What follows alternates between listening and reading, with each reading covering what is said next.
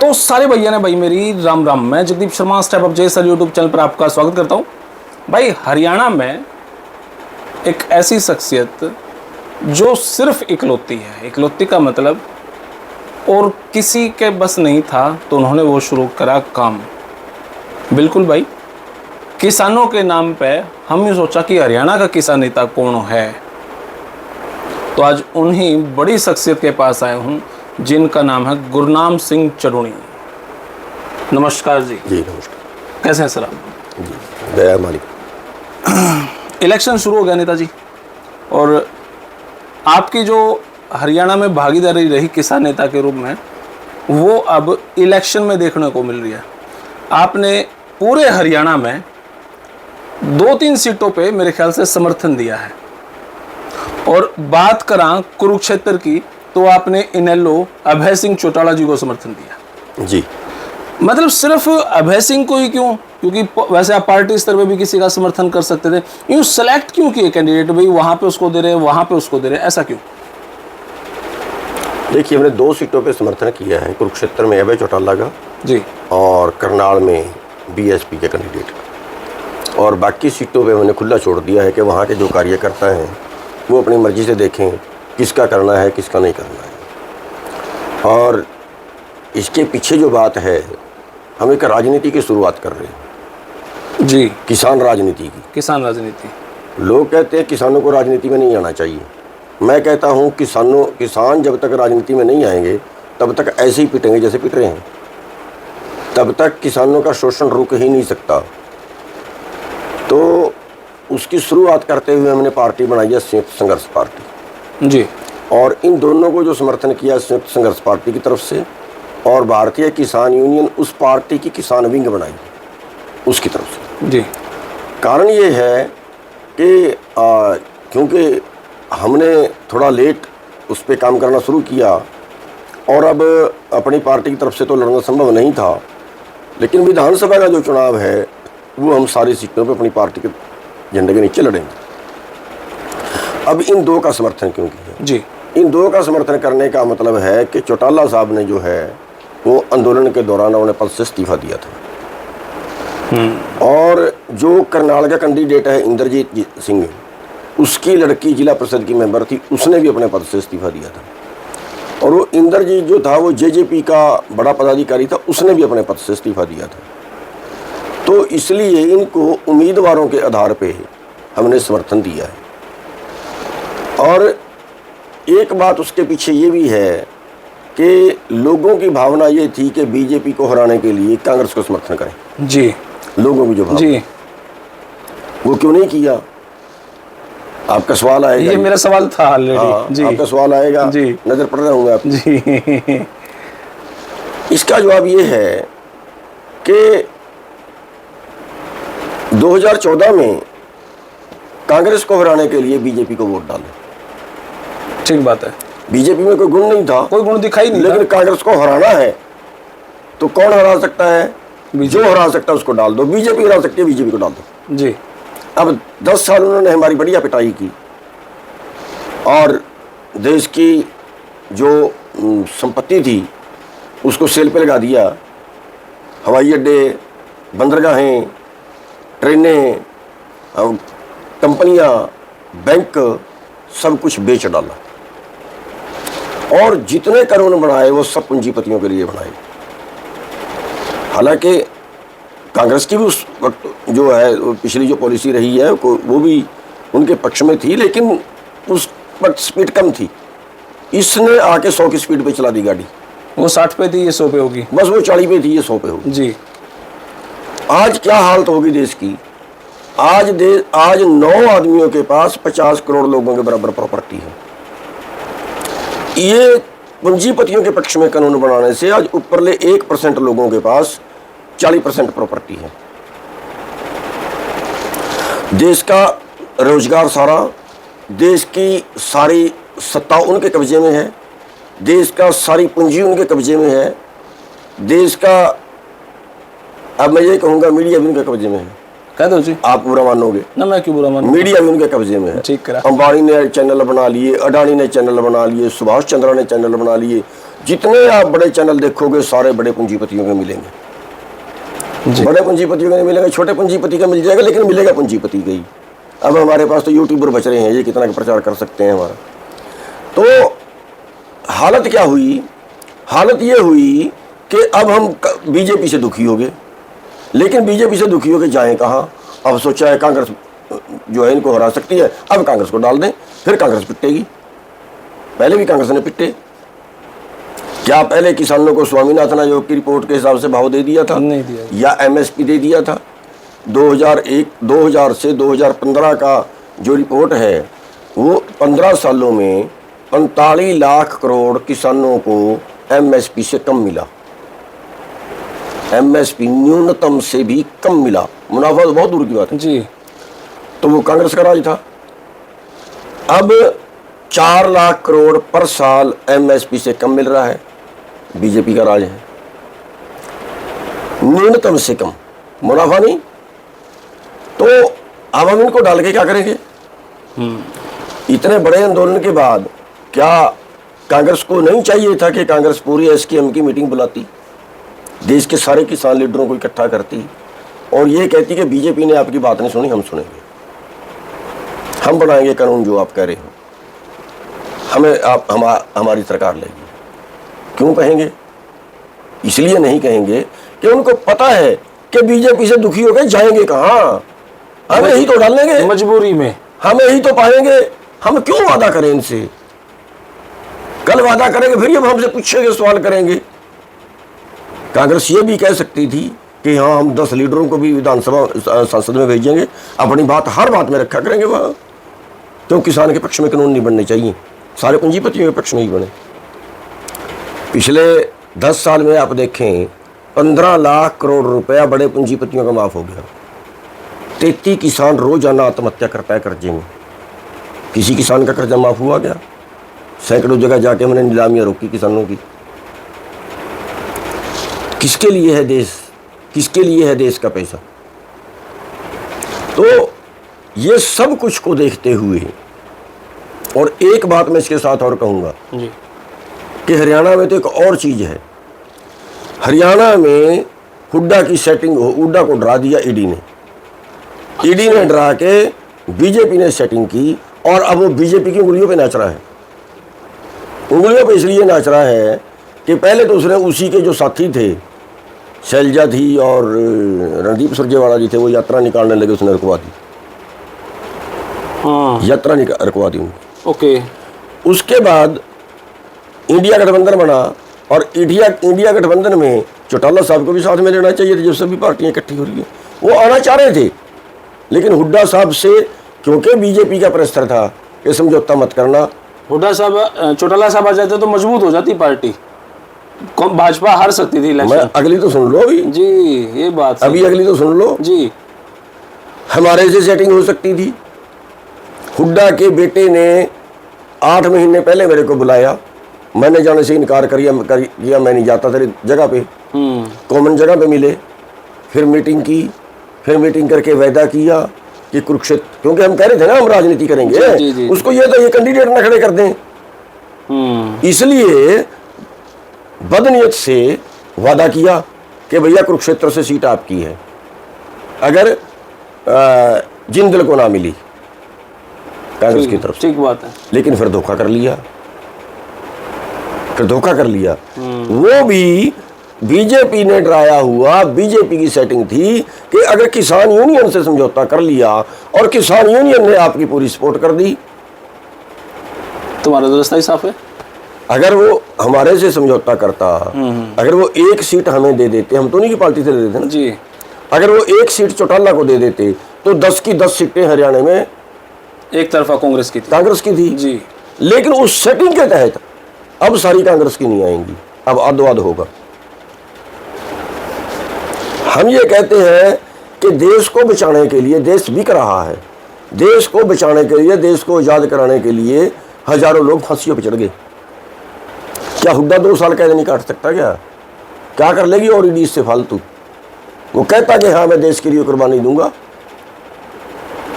आप कराइए जो कार्रवाई मेरे खिलाफ करवाते हो। फिर आप केजरीवाल साहब के साथ क्यों नहीं गए? क्योंकि केजरीवाल तो खुद अभी जेल से होके आए हैं। तो केजरीवाल ने क्या हमारी बात पूछी जब कुरुक्षेत्र से सीट उनको मिली थी, जब कुरुक्षेत्र से उनके हिस्से में आई थी, उन्हीं के किसी आदमी ने केजरीवाल को याद कराया था। मेरे से पूछ के नहीं कराया, मेरे को तो बाद में पता चला केजरीवाल को याद कराया था कि केजरीवाल जी वहाँ का लीडर गुरनाम सिंह है, अब गुरनाम सिंह को दे दो। हाँ, सुशील गुप्ता तो यहाँ के हैं भी नहीं। क्या सुशील गुप्ता कुरुक्षेत्र में बताइए क्या है? कुछ भी नहीं है। बात तो सही है आपकी। दोनों पूंजीपति, दोनों उन लोगों में शामिल जो मैं बता रहा हूँ। सही बात है कि देश के 1% लोग 40% प्रॉपर्टी के मालिक हो गए हैं, फिर उन्हीं को दें। या हुड्डा की बात मानने जो बीजेपी से मिल गया है। हमने तो यहाँ पे एक सैंपल खड़ा किया है कि अगर कुरुक्षेत्र के अंदर किसानों की हेल्प से, किसानों के समर्थन करने से अगर जीत जाते हैं चौटाला साहब, तो एक आवाज़ जाएगी देश के अंदर कि किसान में जागृति आ गई। इनकी अनदेखी मत करना, अनदेखी करोगे तो ये मुंजी भी ठोक देंगे। ये समझ में आ जाना चाहिए नेताओं को। फिर आपने रोहतक में किसी को समर्थन क्यों नहीं करा? क्योंकि वहाँ पे बीएसपी के थे, उन्होंने तो समर्थन हुड्डा साहब। नहीं, वहाँ पे क्या है, वहाँ पे पहली बात तो ये है कि हुड्डा की सेटिंग ये है कि भैया रोहतक तो मेरे को जितवा दो बीजेपी से। ये मेन सेटिंग है। हाँ, मेन सेटिंग तो कई तरह की है। अब कुरुक्षेत्र में कहाँ से कैंडिडेट ढूंढ के ले आइए, बताओ ना जरा। ठीक बात है। और कैंडिडेट नहीं थे क्या करनाल में? बहुत थे। सही तो बात फिर मराठा साहब तो उनको देते, जीतते सीट। मजबूत थे वो। और वो एक और राठौर साहब तो उनको देते, वो भी निकालते सीट। ये कहाँ से ढूंढ के लाए भाई? हमें देते, हम भी निकालते सीट। तो ये सेटिंग चल रही है बीजेपी। सेटिंग में तो बीजेपी तकड़ी है ही जी। तो अब जो यहाँ पे हमने समर्थन दिया है, हमने जिताने के लिए समर्थन दिया है। अब कई तो ये भी कहते हैं कि आपने समर्थन दिया है बीजेपी को जिताने के लिए दिया है। नहीं, हमने चौटाला को जिताने के लिए दिया है कि किसान अपनी ताकत दिखा दे। और मैं आपके माध्यम से किसानों को ये कहना चाहता हूँ कि अब टाइम है आपके पास अपनी पावर दिखाने का। सड़कों की बजाय यहाँ दिखा लो। अब तो बटने दाबना है, चौटाला साहब का दाब दो। वो क्या बोरी घेर के, दूसरे के बोरियाँ घेर के जाएंगे घर पे? अमीर होंगे तो अपने घर के लिए होंगे, हमारे लिए हैं क्या? तो और दूसरी चीज़ ये है कि वो जो दोखड़ाए हैं वो तो पहले भी पावर में रह लिए, दोनों एमपी रह लिए। कोई रिकॉर्ड दिखा दे कि उन्होंने संसद में जाके हमारी वकालत कब की थी? इलाके की वकालत की थी, या किसान की वकालत की थी, या मजदूर की वकालत की थी, या कोई कानून बनवाने में वो कामयाब हुए थे, या उन्होंने हमारी बात कभी रखी थी? दोनों दिखा दें अपना रिकॉर्ड। फिर हमारी वोट फालतू है कैसी, जो आए उसको दे दें हम। क्यों दें? हमें अपनी पावर दिखानी है, इसलिए चौटाला को समर्थन किया है। जी, देखो कितनी बड़ी खबर। हम घर बैठ के सोचते रहो भाई चरुनी साहब ने समर्थन दे दिया, क्यों दिया, किस लिए दिया। लेकिन इसके बाद एक सवाल आता है जी, जैसे कि हम रास्ते में हम 3-4 जने रहो, गाड़ी में रहो, कि भाई चरुनी साहब ने समर्थन दिया है तो आगे आने वाले 6 महीने बाद जो विधानसभा का चुनाव है उसमें चरुनी साहब और इनेलो इकट्ठे मिलकर इलेक्शन लड़ेंगे, ऐसा कुछ प्लान भी तैयार हुआ है? हाँ, हमने पार्टी बनाई है संयुक्त संघर्ष पार्टी जी। अभी अगला ये तय नहीं हुआ कि इकट्ठे लड़ेंगे या नहीं लड़ेंगे, लेकिन एक माहौल पहले बनाएंगे, इकट्ठे तभी तो होंगे। कांग्रेस वर्सेस बीजेपी होगी, ठीक है, और दोनों की आदतें एक जैसी। अब इनको डर दिखाने के लिए तीसरा विकल्प खड़ा करेंगे, और उस तीसरे विकल्प में जो भी दल हैं इनको छोड़कर उन सबको जोड़ने की कोशिश करेंगे, ताकि इनका मुकाबला ये बेलगाम ना छोड़े जाएं। हाँ, ताकि ये दोनों भी डरें, बेलगाम ना छोड़े जाएं। तो वो एक प्रयास रहेगा कि हम इनेलो के साथ, बीएसपी के साथ, या कोई और भी जो भी एबीसी हो, उन सबको इकट्ठा करके और फिर चुनाव लड़ना। चुनी साहब, मैं कुछ दिन से एक वीडियो चल रही है, कल परसों की घटना है। नैना चौटाला जी की गाड़ी पे हमला हो जाता है। जेजेपी की उम्मीदवार हिसार से नैना चौटाला जी, दुष्यंत चौटाला जी की माँ, और उनकी गाड़ी पे हमला होता है। खबर ये आती है भी किसानों ने ये हमला किया। आप किस तरीके से बताएंगे, क्या वो किसानों का हमला था? गाड़ियों पे ईंटें मारना, किसी महिला का सुना हाथ भी टूटा है, कपड़े भी फाड़े गए, ऐसा सुनने में आया है, और बुरी तरीके से वहाँ पे ऐसा कुछ हुआ है। तो वो किसानों का हमला था या क्या था, वो आप उसको किस तरीके से? देखिए, ये तो कई बार बात को बढ़ा चढ़ा के भी बोल देते हैं अपना फायदा उठाने के लिए जी। लेकिन मैंने कई दिन पहले वीडियो डाली थी और मैंने उसमें अपील की थी किसानों से कि ये कहीं पर रोकना, उनको गांव में ना घुसने देना, गांव में ना घुसने देना, उनको बेइज्जती करनी, उनकी गाड़ी को रोक लेना, ये ना करें। क्यों ना करें? क्योंकि किसानों के बीच में कांग्रेस के एजेंट बढ़ सकते हैं, दूसरी तीसरी पार्टियों के एजेंट बढ़ सकते हैं दंगा कराने के लिए। बदनाम तो किसान होंगे, बदनाम तो किसान होंगे, आदमी उनके होंगे। और दूसरी चीज़, अरे भाई आज तो उनके पास बहुत अच्छा टाइम है कि आज वो वोट का बहिष्कार कर दें, गांव में बुलाने का बहिष्कार कर दें।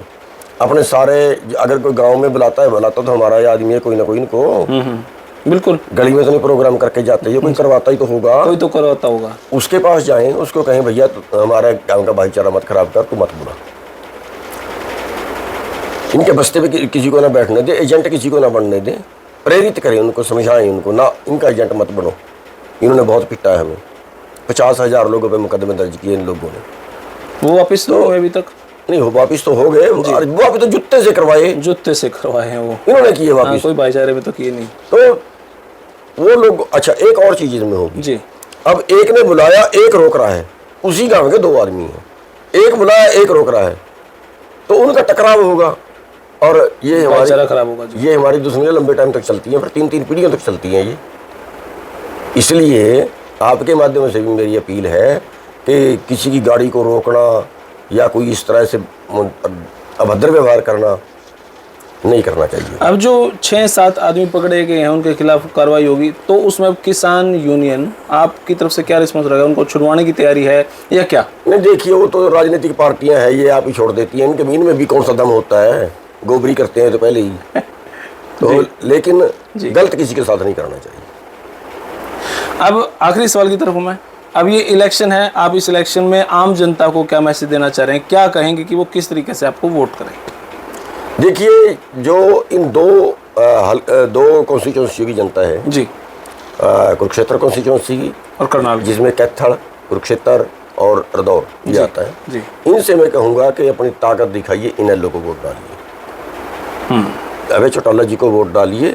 अगर आपने अपनी ताकत का प्रदर्शन कर दिया तो ये मैं लिख के देता हूँ कि आगे कोई भी राजनीतिक पार्टी आपका दबाव मानना शुरू कर देगी कि इनमें जागृति आनी शुरू होगी। इन्होंने अपना पराया पहचानना शुरू कर दिया या ये अपने अधिकारों के लिए अब राजनीति में आएंगे। और हर पार्टी वोट से डरती है, हर सरकार वोट से डरती है। इनकी जान वोट में होती है, जैसे जिन्न की जान तोते में होती है, कहावत सुनी होगी, ऐसे राजनेता की जान वोट में होती है। अगर उस वोट को इन्होंने बांध के एक जगह पे डाल दिया, मैं तो कहता हूं कि किस आधार पे जिंदल को वोट देंगे? उसने क्या किसान का किया, क्या मजदूर का किया? किस आधार पे गुप्ता जी को वोट देंगे? क्या ये किसान के बारे जानता है? क्या ये मजदूर के बारे जानता है? क्या ये वकालत? अरे तो बिजनेस करने के लिए, भाई बिजनेस करने के लिए राजनीति में आ रहे हैं।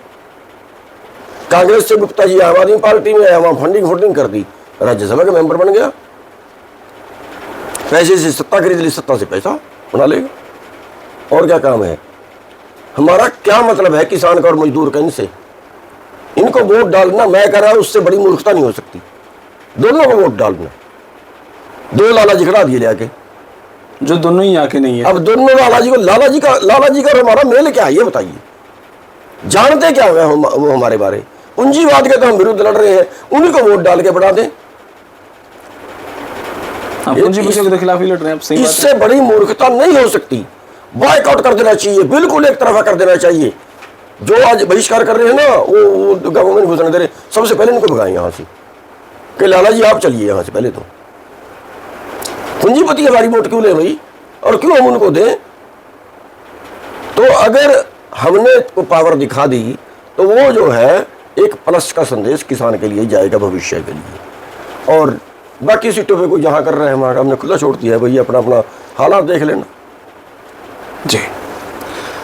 तो भाई ये हैं हमारे साथ गुरनाम सिंह चटूणी जी, और जो इलेक्शन देखने लग रहे हो, मैंने 3-4 दिन पहले एक पोस्ट डाली थी फेसबुक पे कि तब तक मेरे को पता भी नहीं था कि चरूनी साहब ने समर्थन दे दिया। हालांकि मेरे पास खबरें आई कि मैं भी देखने लग रहा था कहाँ पे क्या चल रहा है।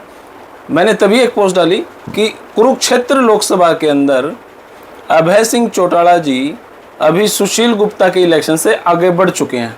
फिलहाल नवीन जिंदल वर्सेस अभय सिंह चौटाला है। तो मेरे को कल पता चला कि गुरनाम सिंह चरूनी जी ने उनको समर्थन दे रखा है और 2-3 दिन से ही उनके जो कार्यक्रम थे बड़े बड़े स्तर पे होने भी लग रहे हैं। फिलहाल 15 दिन इलेक्शन के बच रहे हैं, 15 दिन तो नहीं है, 12-13 दिन है। और इन 12-13 दिनों में अभय सिंह चौटाला जी का इलेक्शन कितना ऊपर उठेगा और क्या वो नवीन जिंदल ने हरा पाओगे। हालांकि जो आज बात गुरनाम सिंह चरूनी से करी तो भाई जी आ गया, पेटा भर गया और अब तो उम्मीद भी है कि सच में कंपटीशन टफ है। तो नेताजी आपका बहुत बहुत शुक्रिया, आपने कीमती समय दिया। तो भाई यह वीडियो आपने किसी लगी कमेंट बॉक्स में अपनी राय दें। तब तक के लिए धन्यवाद। जय हिंद, भारत माता की जय। Thank you.